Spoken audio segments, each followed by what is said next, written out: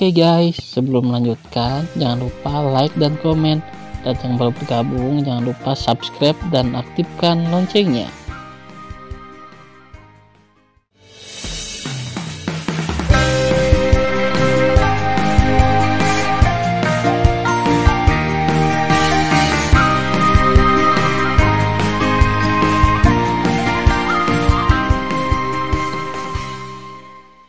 Episode 329.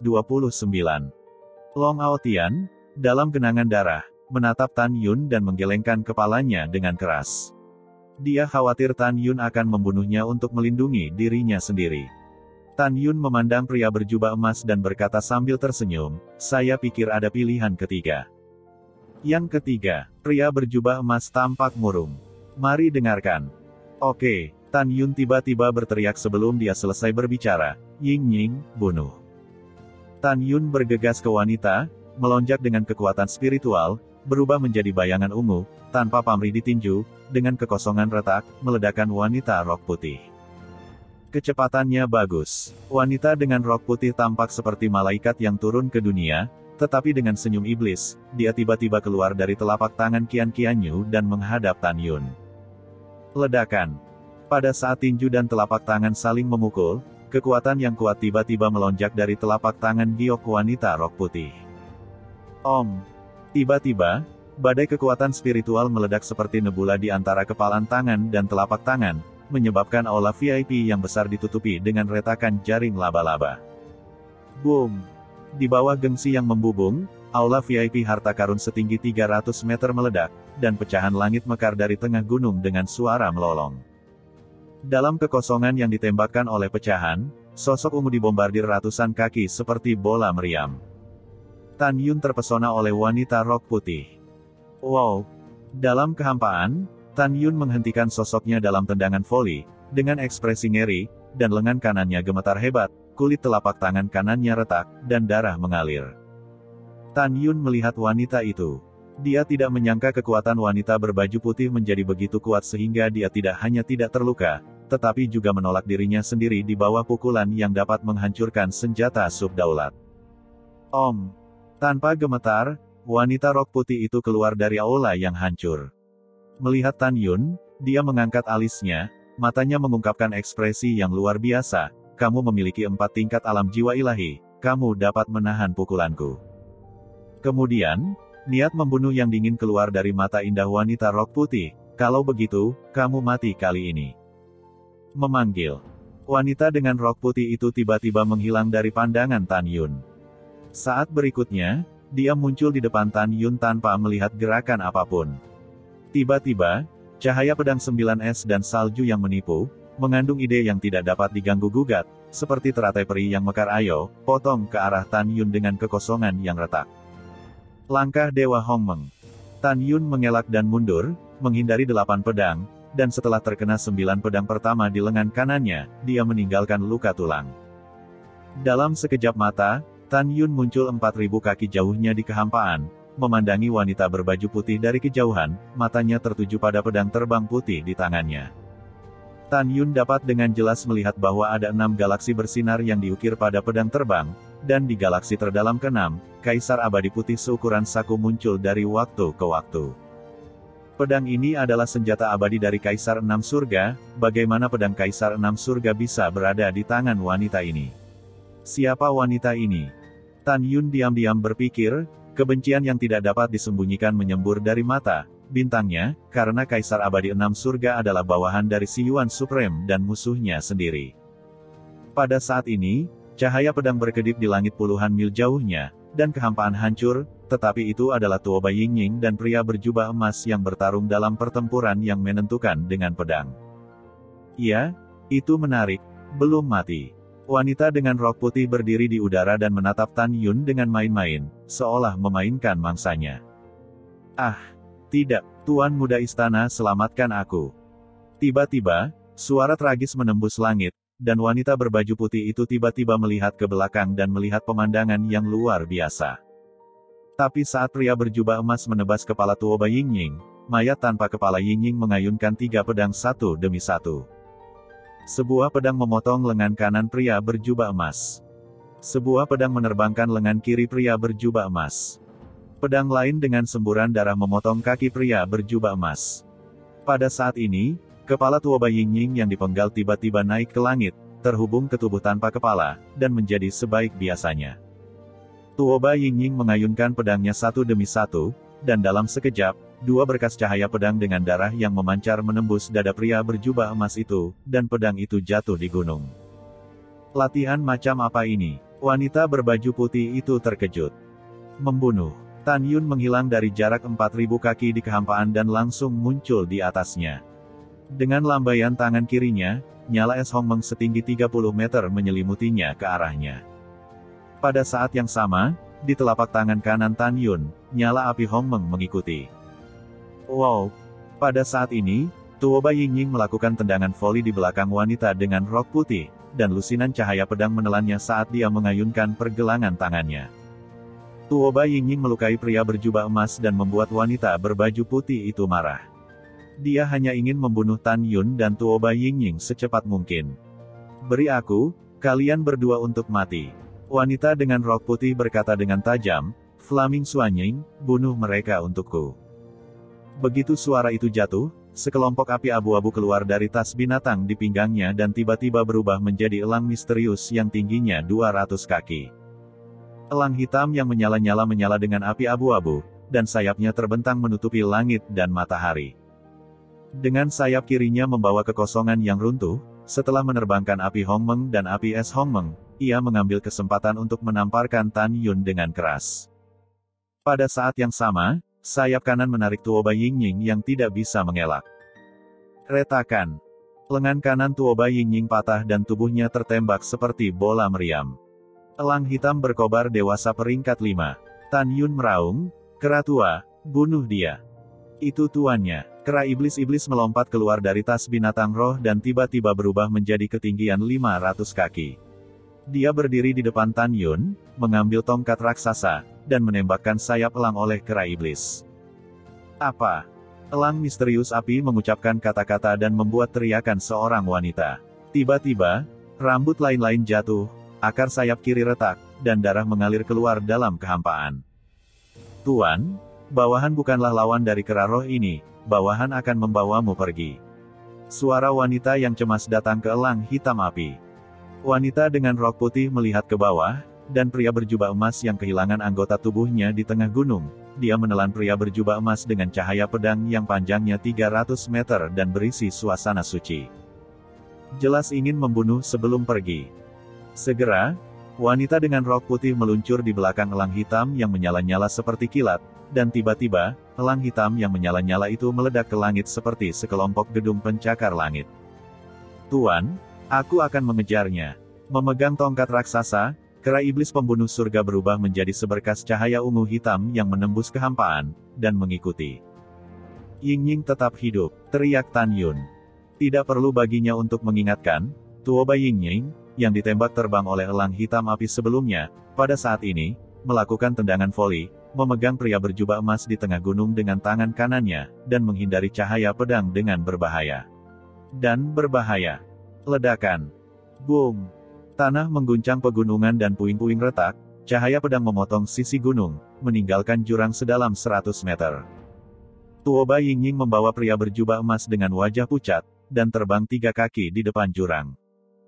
Tuoba Yingying memiliki ketakutan yang tersisa, jika kecepatannya sedikit lebih lambat, dia akan terluka. Lengan kanan Tuoba Yingying berdarah, dan tulang yang patah pulih setelah pernapasan. Wow, Tuoba Yingying melemparkan pria berjubah emas ke tanah, melayang ke udara dan menggantung di depan Tan Yun dengan wajah jelek, dan berkata dengan berat hati. Tuan, jika tidak salah, pedang terbang di tangan wanita berbaju putih tadi adalah senjata peri Kaisar 6 Surga, pedang Kaisar 6 Surga. Tuan, pedang 6 Kaisar Surgawi sekarang muncul di benua hukuman surga. Mungkinkah Kaisar Abadi 6 Surga yang bereinkarnasi untuk membunuhmu di benua hukuman surga? Ya, Tan Yun tampak lebih serius dari sebelumnya. Sejak pedang Kaisar 6 Surga muncul di benua hukuman surga, jelas bahwa Kaisar 6 Surga juga bereinkarnasi sebagai manusia untuk membunuhku. Alasan mengapa Tan Yun begitu menegaskan bahwa Kaisar 6 Surga Abadi bereinkarnasi sebagai manusia, bukannya turun di benua hukuman surgawi, harus kembali ke masa lalu yang jauh. Sebelum zaman kuno, Tan Yun adalah alam abadi yang menjulang dari benua hukuman surgawi. Kemudian, dari dunia peri ke dunia dewa. Benua hukuman surgawi adalah kampung halaman Tan Yun yang melangkah ke alam surga dan bangkit untuk muncul di masa lalu. Tan Yun ingin mencegah para dewa mengganggu benua hukuman surgawi. Karena itu, ketika Tan Yun menjadi yang tertinggi di Hongmeng, dia pergi ke alam semesta yang luas.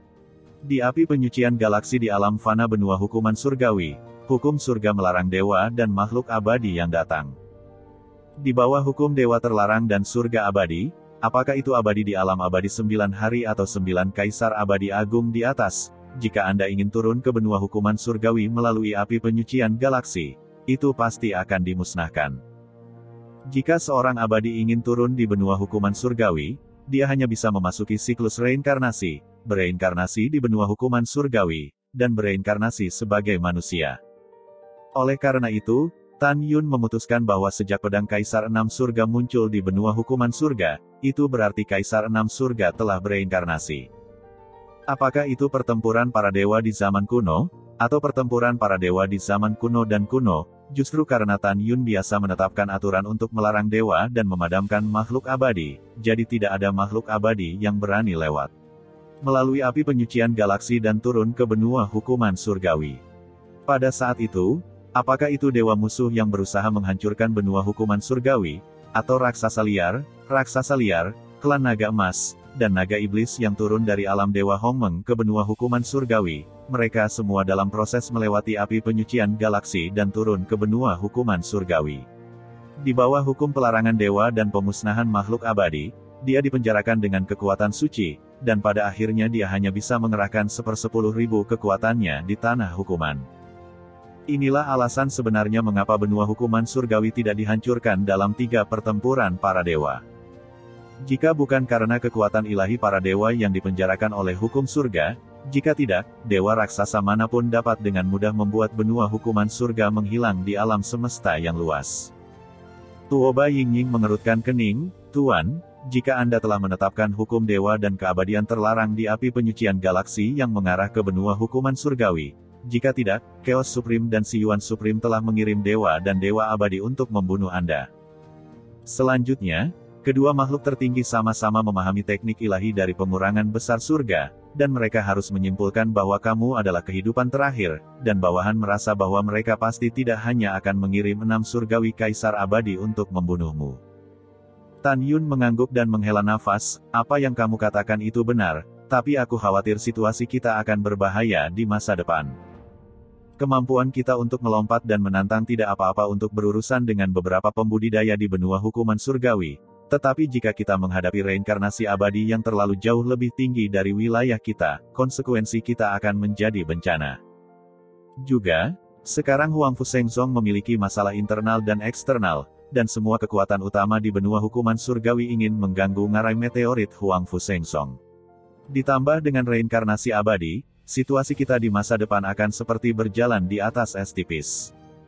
Aku hanya bisa mencari cara untuk mendapatkan lebih banyak batu roh, memasuki gulungan ruang dan waktu untuk berlatih, dan menunggu kekuatanku meningkat, dan menemukan pedang besar lainnya yang telah hilang secepat mungkin.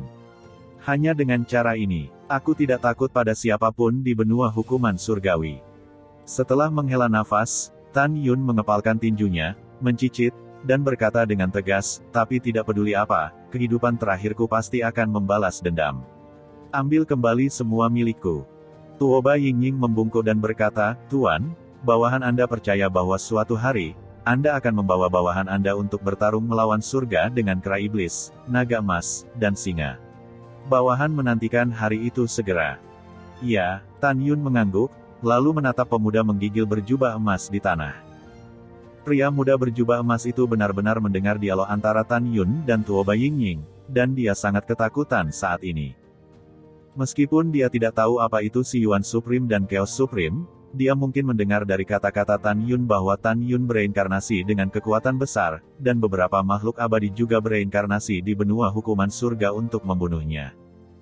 Kamu, siapa kamu?" Pemuda berjubah emas itu gemetar, "Tolong jangan bunuh aku, aku tidak ingin mati." Tan Yun mengabaikannya dan memerintahkan Tuoba Yingying untuk menyelamatkan Long Aotian yang tidak sadarkan diri dari reruntuhan istana VIP yang runtuh. 2 jam kemudian, seberkas cahaya ungu hitam turun dari langit dan berubah menjadi kera iblis di depan Tan Yun. "Tuan, saya minta maaf, saya tidak bisa mengejar elang hitam yang menyala-nyala, itu membawa wanita itu dan melarikan diri." Kera iblis berlutut di depan Tan Yun dengan ekspresi malu. Tan Yun mengerutkan kening, menggosok alisnya dengan jari-jarinya, dan setelah beberapa saat terdiam, dia berkata, "Ini tidak bisa disalahkan padamu. Api Suanying bagus dalam kecepatan, dan itu membuat Anda tidak dapat mengejar. Bangunlah." Itu tuannya. Setelah kera pembunuh surga berdiri, Tan Yun memasukkannya ke dalam tas binatang roh. Pada saat ini, Tan Yun melihat puluhan ribu murid alam jiwa ilahi Long Yunzong dan ribuan murid alam pemurnian jiwa terbang di langit. Di depan para murid, lusinan tetua dari alam jiwa ilahi datang dengan tembakan di udara. Semua orang terbang ke puncak, dan ketika mereka melihat penampilan tragis Long Aotian, mereka semua mengepung Tan Yun dan Tuoba Yingying seolah-olah mereka menghadapi musuh. "Siapa yang berani menjadi liar di sekte Long Yunku?" Suara kemarahan tua terdengar, dan kemudian, seorang pria berusia 80 tahun datang jatuh di tengah gunung. Cucu, pria tua berambut putih itu melihat penampilan mengerikan Long Aotian, dan air mata keruh mengalir di pipinya selama bertahun-tahun. Junior, murid melihat tuan tua. Para penatua, pelayan, dan murid berlutut ke lelaki tua itu satu demi satu. Orang tua itu meminta semua orang untuk berdiri dan memelototi Tan Yun dan Tuoba Yingying. "Kalian berdua anak kecil, berani menyakiti cucuku dan membunuh selusin tetua klanku. Kamu mencari kematian. Senior, kamu salah paham." Tan Yun menyadari bahwa dia tidak dapat melihat kultivasi lelaki tua itu, menggenggam tinjunya dan berkata, "Junior ada di sini untuk menyelamatkan orang, bukan si pembunuh." Pada saat ini, Long Aotian bangun dari koma, dan berkata dengan lemah kepada para tetua dan murid, "Semua mundur." Itu Master Sekte. Beberapa pedang orang dan yang lainnya terbang di udara. Suara Long Aotian sangat lemah dan berkata, "Kakek, jangan salah paham utusan Tan. Tanpa dia, cucunya akan mati." "Kakek, jika bukan karena bantuan kera roh senior yang dibawa oleh utusan Tan, jika tidak, dengan kekuatan tingkat ke-9 dari alam jiwa suci Anda, kakek, itu mungkin bukan lawan dari elang api hitam. Tanpa penyelamatan utusan Tan, kami, Long Yunzong, mungkin harus mengubah nama dan nama keluarga kami." Long Billy mendengar kata-kata itu dan bertanya, "Cucu, kera roh senior apa? Elang api apa?" Kemudian, Long Aotian memberitahu Long Billy apa yang terjadi dan fakta bahwa Tan Yun adalah utusan sekte suci Huangfu. Ketika Long Billy mengetahui bahwa Tan Yun adalah utusan Huangfu Shengzong, tubuh tuanya gemetar dan membungkuk dalam-dalam kepada Tan Yun. "Utusan Tan ada di sini, dan yang lama akan dirindukan untuk menyambut mereka, jadi jangan heran. Dan terima kasih utusan Tan karena telah menyelamatkan nyawa cucuku dan menyelamatkanku Long Yunzong dari nasib buruk."